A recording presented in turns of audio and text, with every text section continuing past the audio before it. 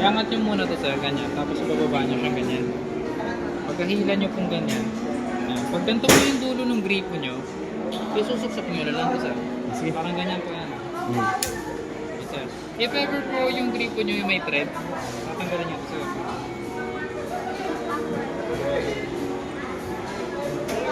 Ito po sir. Yan yung siya papasok. If ever po sir, hindi pa rin pumasok dyan, balik nyo to sa receiver. Medyo higpatan nyo sir para hindi mag-leak yung tubig. Dito sir, 1, 2, 3, 4, yung apat na screw, luluwagan nyo.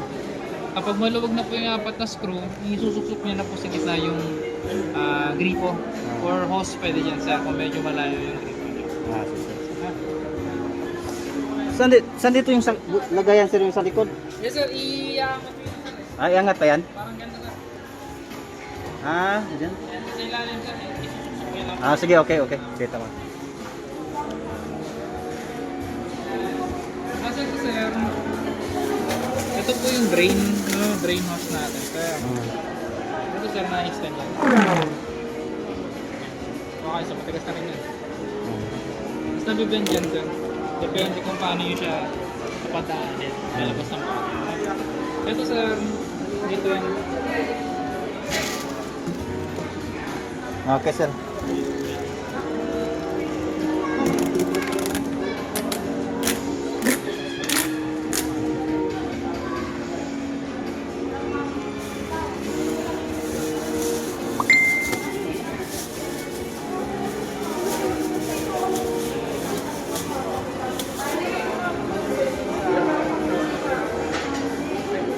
Ito naman sir, dito tayo sir.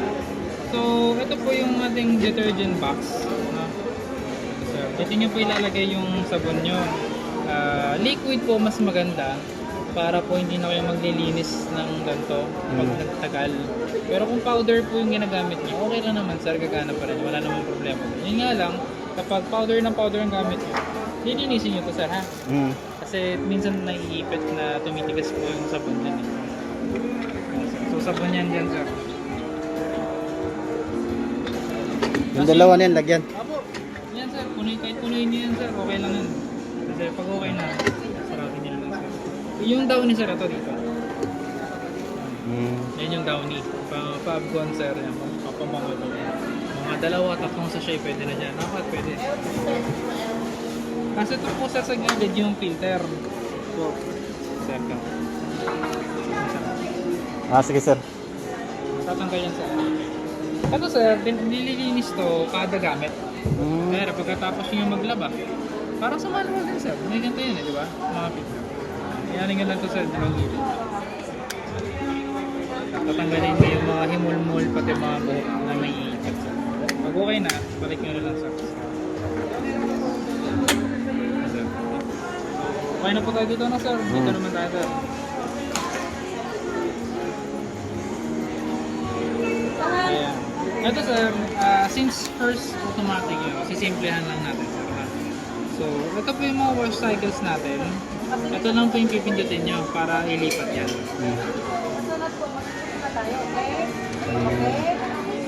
Ganyan-ganyan po. Ngayon sir, lahat po ng wash cycle nyo sir, naka-program na yan. So, kumbaga, ipi-play mo na lang yan eh. Ayan sir, tignan nyo sir, pag nilipit ko, hindi iba-iba yan.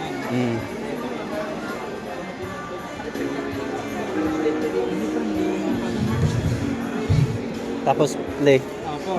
Ngayon, ang ituturo ko po sa inyo sir, kung paano siya i-customize. Paano siya palit-palitan sir. Dito kayo sir. Halimbawa sir, normal. Ito naman kasi yung madalas yung magagamit eh. Normal sir. So normal sir, ang banlaw niya isa lang. Ito yung standard niya, isang banlaw. Tapos yung spin niya po, yung bilis po ng ikot, level 3 lang. Kapag, kunyari sir, na-try mo na to, kasi kunyari, yung banlaw sir, hindi ka na satisfied, parang kulang. Pwede mong sa susunod, pwede mong dagdagan. Yan, so yan. Ang mangyayari yan sir, tatlong banlaw lang gagalawin niya. Sa spin, yung bilis po sir, halimbawa, medyo basa-basa pa yung damit mo, parang, again, pinulangan ka. Next time sir, pwede mong isagad na. Yung bilis. Na. Ito sir, para malinaw lang po, no, ito, ano yan sir, bilis ng ikot ng dryer. Ito po yung pampatagal. Halimbawa po sir, kung gusto nyo talagang tuyong-tuyo na yung damit nyo, pwede nyo dagdagan ng additional 15 minutes or 30 minutes agad yung Ikot. ikot niya. So iikot lang siya ng ikot sir para mapiga ng may yung damit. Pero kung maaraw naman, hindi ka nagmamadali, pwede naman po kahit wala na para mabilis matapos po yung cycle. Yung gagawa na sir, aware po ba sir na mostly ang per session ay 1 hour pataas? Yung- Diba? Yung mga automatic po sir. Isang 1 hour? oras, opo, 1 hour po yan sir. So, kuya rin, nag-self-pack po kayo ng damit, no? Tapos di ba 9 kilos po to. Sabihin natin yung damit nyo, inabot po siya ng 6 na kilo, 5 kilo, ganyan. Okay, or 7. Pag pinilay nyo yan sir, more or less, mga ano yan sir, mga 1 hour yan sir. Pero ano yun sir, iiwanan nyo na yun, wala na kayong gagawin. Ang inaganda dito sir, kapag konti lang yung nilagay mo, pwede natin pabilisin, paikliin yung trabaho. Sa iba po kasi sir, kahit konti lang sinalpak mo, kunyari, naglagay ka lang ng 5 santos, pag pinili mo, 1 oras pa rin. Dito sir, kaya natin babaan, 30 minutes lang sagad. Tapos agad yung labahin. Ito yun sir. Sa super sweet. I-activate nyo lang po yan sir. Ayan. So halimbawa sir, naglaba ka lang po ng mga pambahay, yung mga magagaang. Ayan. Kung gusto nyo maaga matapos sir, try nyo po yung super sweet sir. Eko ba po sir, ito naman yung isang feature din ang ginagawa nito. Diba? Pinapadami nga yung bula sa loob. Ayan po.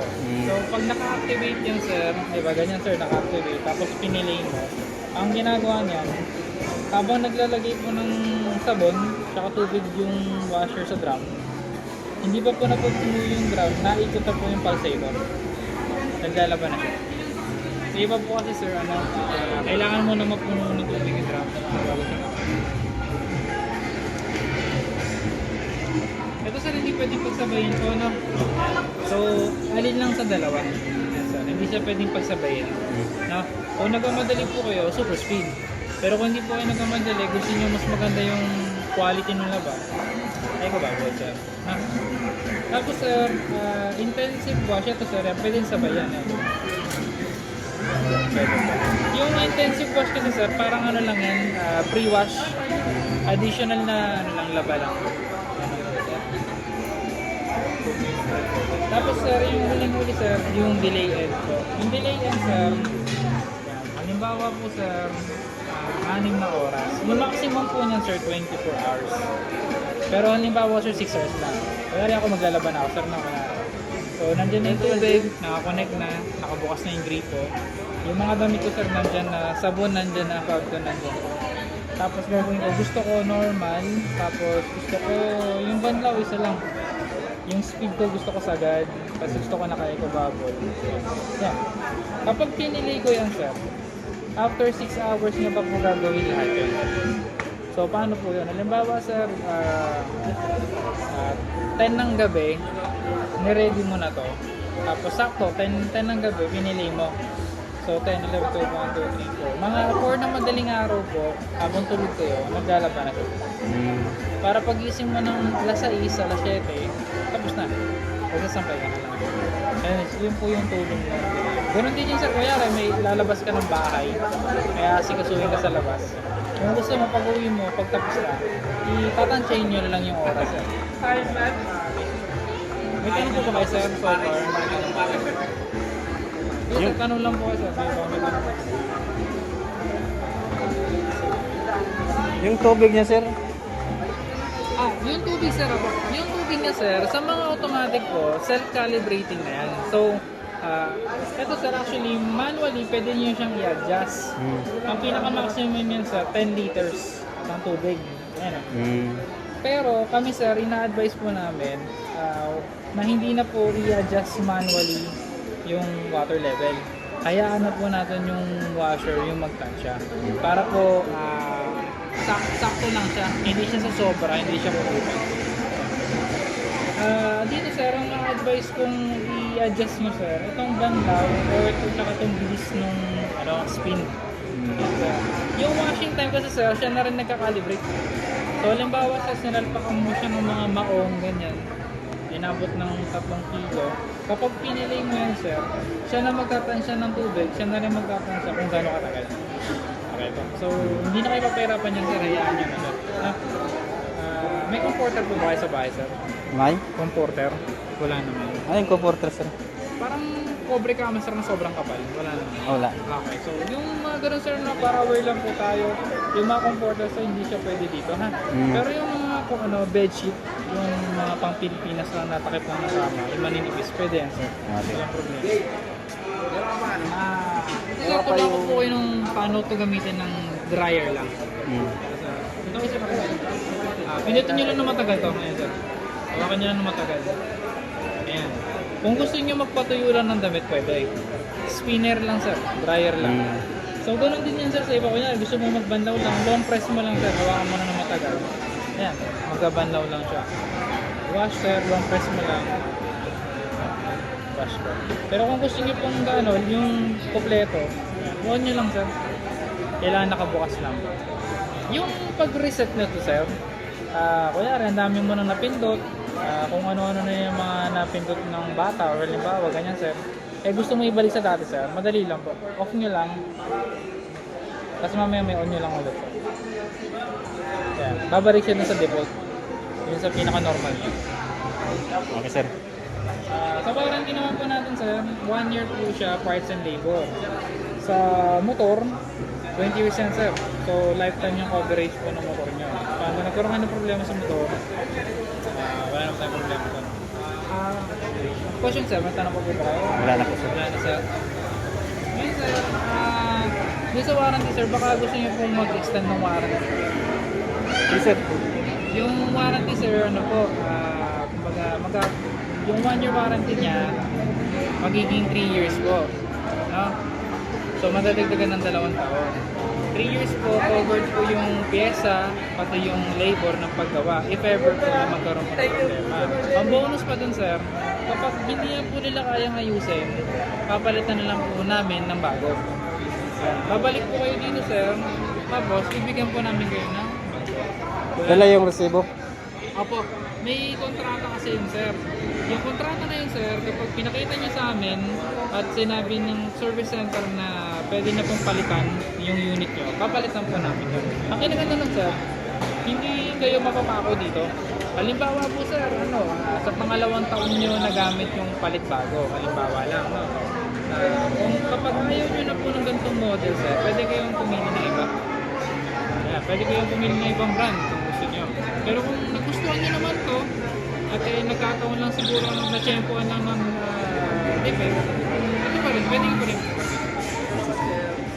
Check ko na lang din sir kung magkano yung fiber. Para po mapag-isipan nyo kung gusto nyo. Huwag lang po sir.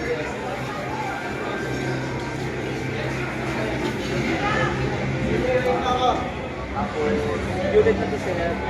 Tapos yung nagdano ito, yung dito